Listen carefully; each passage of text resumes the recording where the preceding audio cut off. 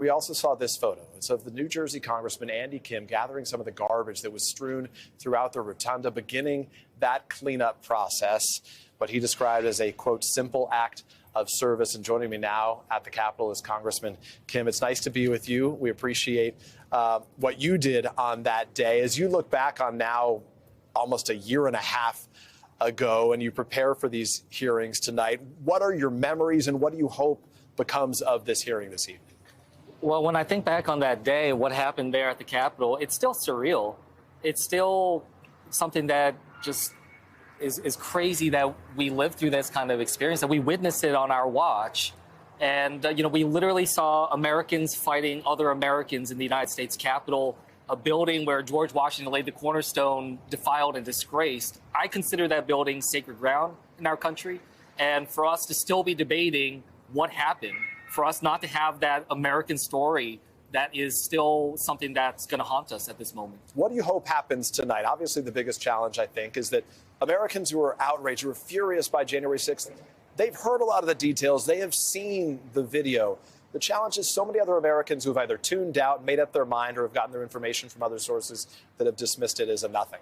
Well, look, I'm a Democrat that represents a district that President Trump won twice. Every day I engage with people that have varying differing opinions about what happened on that day. But look, for us, we need an American story. We need to have the truth. You cannot have reconciliation without truth. You cannot move on without truth. I've been obsessed over the last year and a half with this fundamental question of how do we heal this country? And you cannot get there without having some marker of truth. I read that. You said, how do we heal this country? I was reading about you before this conversation. You were quoted as saying that 6 months ago, even before that.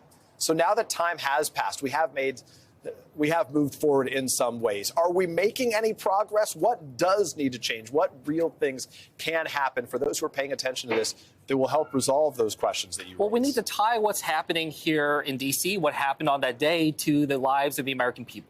Right now, people in my district, around this country, they think government is broken, that it's not working for them. And honestly, in many ways, they're right. And what the problem is that we got leaders in political office that are putting their own personal ambitions, their own elections, and their pursuit of power over the service to the country. I believe we need to reorient our politics. We need to move it from something that's solely about power to something that is about service, something that recognizes that we're caretakers for this country. And that's something that I very much learned that day on January 6th, that we're a caretaker for this building.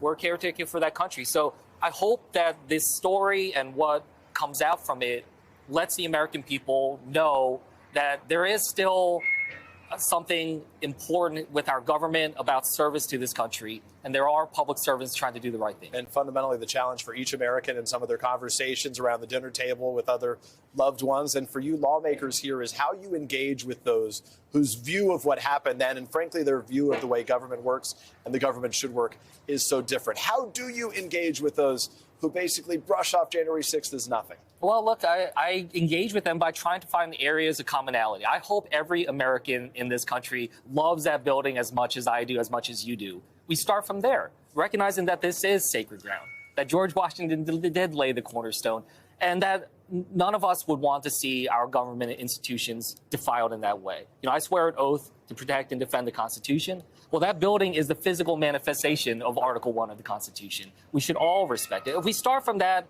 proposition, but then also move forward, it's not just about what happened that day, but It's about making sure that day never happens again and that our democracy is safe. Your pride in that building, your sacrifice for democracy, your service on its behalf, we appreciate you. It's nice to see you, Congressman. Thank you. Thank you so much for being here.